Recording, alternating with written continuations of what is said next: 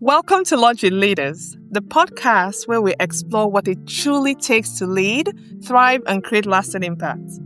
I'm Adaeze Iloeje-Udeogalanya, a TEDx speaker, a leadership strategist, and the founder of African Women in STEM.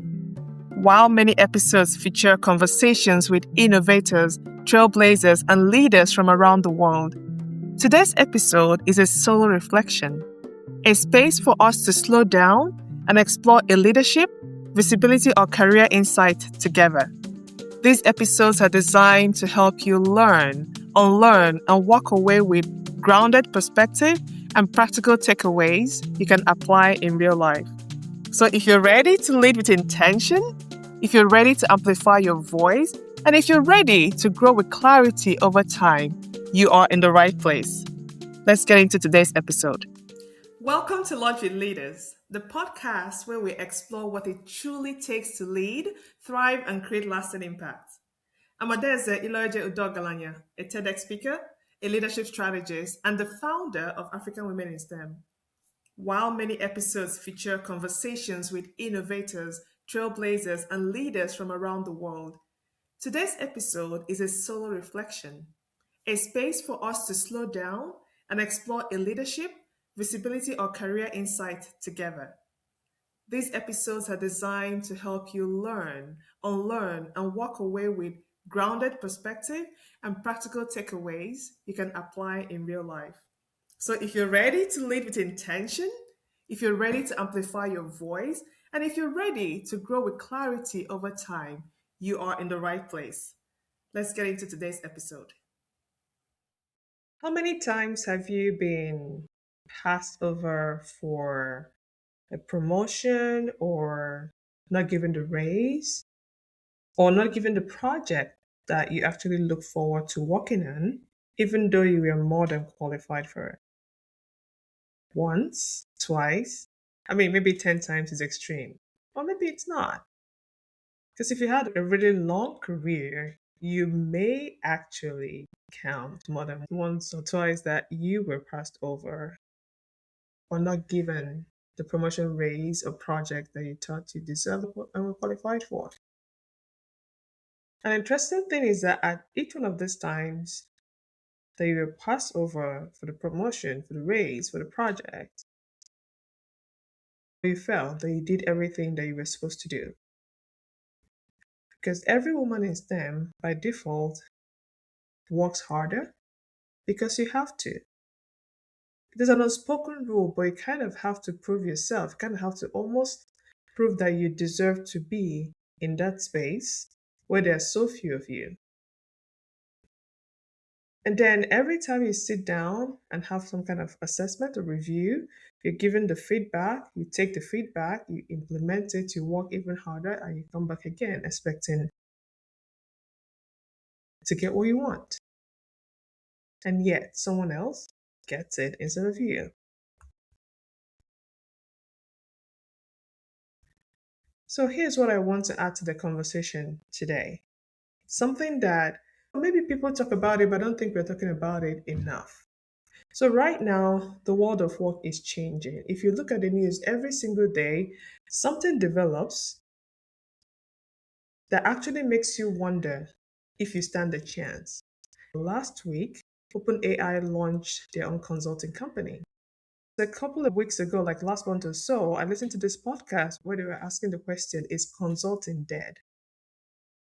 And their take, this was like actually AI Actually podcast. Their take was that consulting isn't dead, but like kind of AI consulting is kind of the way forward. And it's as if, these big consulting companies like Bain and McKinsey and so on heard this. So they had been working in the background apparently with OpenAI, and now they've launched this. And I also heard someone say that business schools are slashing the cost of going to get an MBA because the reality is that some people that actually are doing the MBA program now are expecting to go work for Bain and McKinsey and all of that. Those jobs are no longer there. So the MBA is not what it used to be. This is just one change. There's so many happening right now. An interesting thing is that these things are going to make the promotion gap for women in STEM even wider. So if you think it's bad right now, it has the potential to get worse. However, there's also a possibility and an opportunity for it to get better. But all of that depends on what you choose to do next. And that whatever you choose to do next has to include AI. It just has to. There's no other way at this point. So today we're going to talk about the broken rung. We're going to talk about the gap that exists in the workplace for women in STEM who are trying to get into leadership and so on, and why it is still happening in 2026 and even more real, and the move that you can make that will separate you from everybody else and give you the opportunity to advance and experience the career success that you want. Because really, you have the power to do that and you have the opportunity to do that. So, I talked about this in the previous episode, but I want to bring it up again. So, the data that McKinsey 2025 Women in the Workplace report gave us is that for every 100 men promoted to their first management role, only 93 women make that leap. I think that number is high, but let's go with the data. For every 100 men, only 74 women of color make that leap or get promoted to their first management role. If you have 93 for women in general, 74 for women of color, if you start breaking it down to Black women and Latina women, the numbers are definitely going to be very different and very likely lower.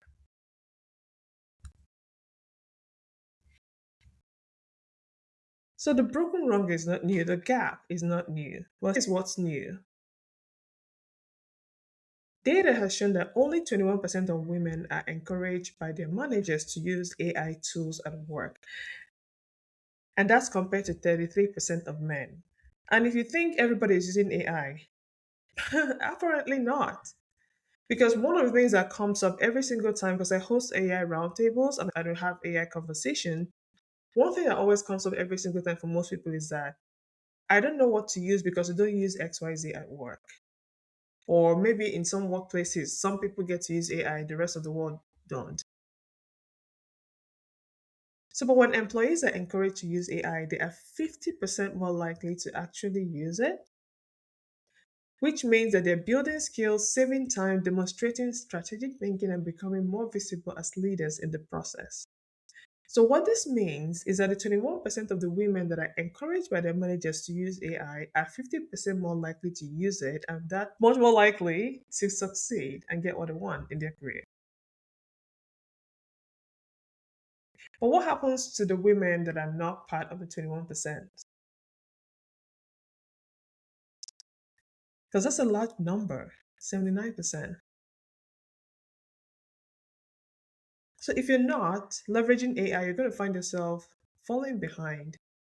You won't have equal access. You won't have the same access that the people that are using AI have. And the gap that we talked about earlier is just going to get wider. You're going to be one of the people experiencing that widening gap. So what's happening in organizations right now is that AI is changing how work is done. It's changing who gets seen as the person of value, who gets seen as being strategic, who gets seen as being the person that the company wants as they move forward in the AI era into the future of work. So the women in STEM who are using AI to do their jobs faster, smarter, better, are able to make more visible impact and get better opportunities. And those who are not are in danger of being left behind, or worse, being seen as obsolete. So it is very important that you try to stay ahead of the curve. You work really hard to do whatever you can within your power to stay ahead of the curve. Utilizing AI will help you get there and stay there. And it's not that hard. Even if you're not using AI at work, even if you're the 79% that the managers don't encourage to use AI at work, you can use AI outside of work. And whatever you learn there, you can implement. So let me give you an example. I had a lady on my podcast a couple of months, and she talked about because I am a mechanical engineer working in the oil and gas pipeline industry my entire career.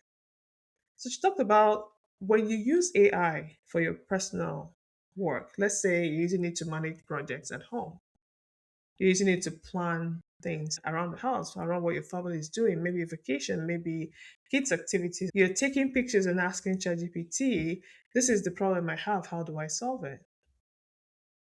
You're trying to fix something and you don't even understand what the parts are. You take pictures and then ask the AI tool, look at all these parts that I've taken pictures of, tell me how to fit them together. She's like, if you get really good at doing that, you can carry that same thing that you're doing in your personal life and take it to work. Say, for example, you arrive at a situation or a location at work where something has gone wrong and you're supposed to try to collect data and piece things together. It's pretty much the same thing. So even if you're not using AI at work, you can use AI in your personal life and you can take those skills that you've learned and transfer it into your workplace where you have the opportunity to. Because it's really important right now to make sure that you're strategic about how you use AI. And you have to use it in a way that makes your impact visible. We're not just using AI to use AI. It's not just, okay, let me just get it to reply to this email or something really simple that you cannot translate to visible impact. You have to be really strategic. And you have to figure out how can I use AI to help you sharpen your thinking, to help you free up your time so that you can focus on the things that actually moves your career and leadership forward.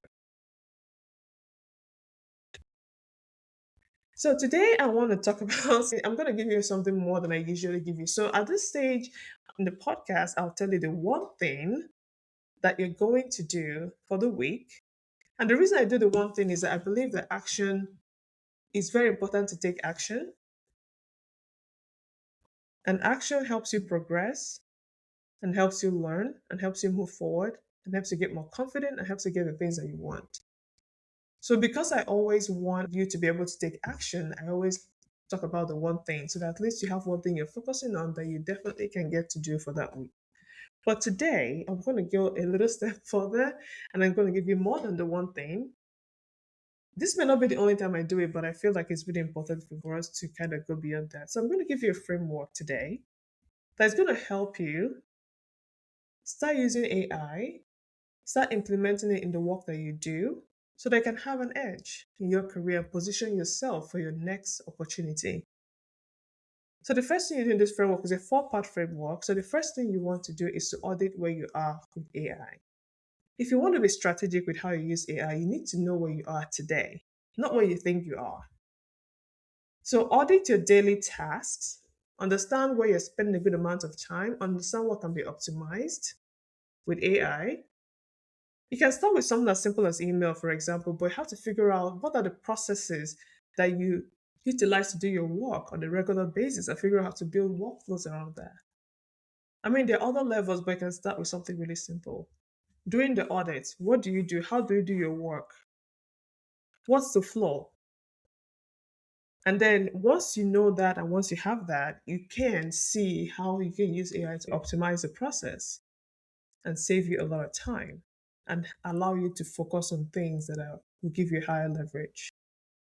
So the second thing they need to do is when you figure this out, this is kind of like the manual part. Not step one is the manual part. When you figure this out, then pick one AI tool and go deep.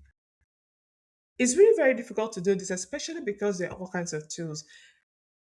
I know, and there's this interview they had with various CEOs of all these top tech companies like Nvidia and all of that about how they use AI. Every single one of them uses more than one tool. They use at least four different tools to do things. I do the same thing.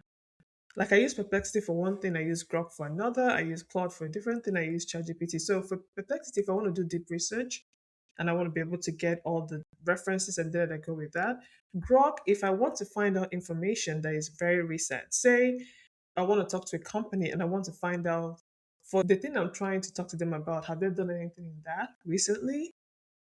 So that's kind of how I understand Grok, that you're able to get certain data that is more recent. So I kind of do between Grok and Perplexity, I do my research. And I pull everything together and I use Claude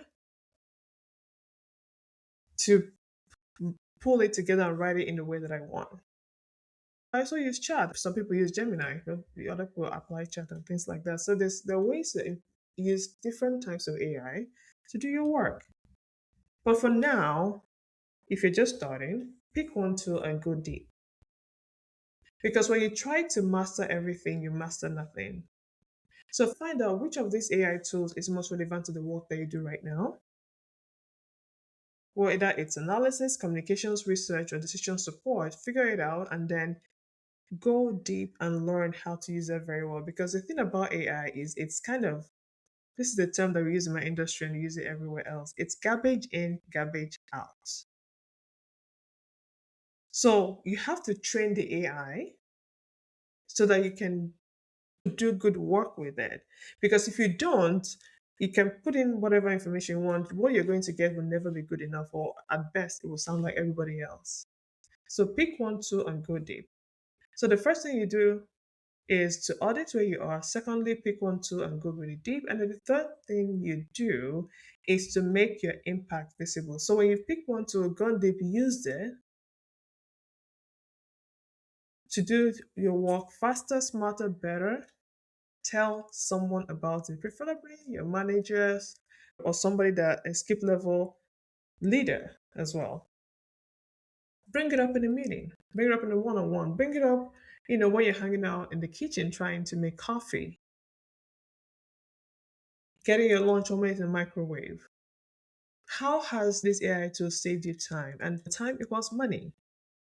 How has it increased your productivity? Productivity equals money as well, because when you're saving time, you're saving money, when you increase your productivity, you're adding more value to the organization. But whatever you do, these are just simple examples. Figure out a way to translate it into a business impact and make sure that whenever you have the opportunity, bring that up in conversation. And then the fourth thing you do is think a little bit ahead. You know how they say dress for the role that you want? Well, this is kind of like that. So look at any role that you desire to step into. If you're in that role, what kind of problems will you solve? If you're in that role, what kind of decisions will you be making? And when you pull all that information together, you can now ask AI, the AI that you have gone deep and figured out, utilized a lot of things, and people know you know that you're really good at all of those things. Now, you're good at using that AI to do your job. You also now want to show that you can use that AI to help you do the next level thing. So take all of that information, what problems will you be solving at that role, what decision will you be making at that role, and ask AI to help you demonstrate that you're already thinking and operating at that next level. This is your positioning strategy. All right, so step one, like I said, audit where you are. Step two, pick a tool and go deep. Step three, make your impact visible. And then step four, connect what you're doing to the next level role or opportunity that you want. The system we operate in right now for women in STEM and for women in STEM leaders is not giving us equal access to tools and opportunity that signal leadership potential, but there are moves that can help you right now, this week, to give yourself an edge. With AI, there's an opportunity to close the gap, to build a bridge over the broken rung, to give yourself a better opportunity to make your career what you want it to be the leader that you desire. But like I said earlier, with AI, it's garbage in, garbage out. So if you want to get the best results, you have to set up the foundations really right. So the same way, if you really want to understand exactly where your leadership edge stands right now, I want to invite you to go ahead and take the Leadership Edge Diagnostic. It's a free 5-minute diagnostic and assessment that I created that shows you where you are. Remember what I said about the AI thing? First of all, the first thing you do is to audit where you are. This diagnostic helps you to show you exactly where you are right now, in your authority, in your influence, in your impact, in your visibility, and then also shows you the gaps that you might have that could be costing you your next level role. So if you want to take this assessment, take this diagnostic, the link is in the show notes, but I'll tell you what it is as well. It's link.africanwomeninstem.com/leadership. And if you're ready to build real strategy, if you're ready to position yourself properly for your career. And if you're ready to figure out how AI can unlock your capability and help you move forward, you can go ahead and book an authority shift strategy call with me. It's a private, focused, complimentary call for senior women in STEM who are done waiting, who want more, and want to actually take control of their career and maximize their potential today. So the link is in the show notes. Go ahead and book that call and let's have a conversation. So until next time, bye. If you have learned something today or feel inspired by this episode, I would love and appreciate it if you leave a review on the Launch Your Leaders podcast. This will help others just like you know that this show is for them too. Find and connect with me and reach out to me in the DMs. I love chatting with you. I am Adaeze Iloeje-Udeogalanya on LinkedIn. Until next time, lead boldly, create impact, and expand your influence.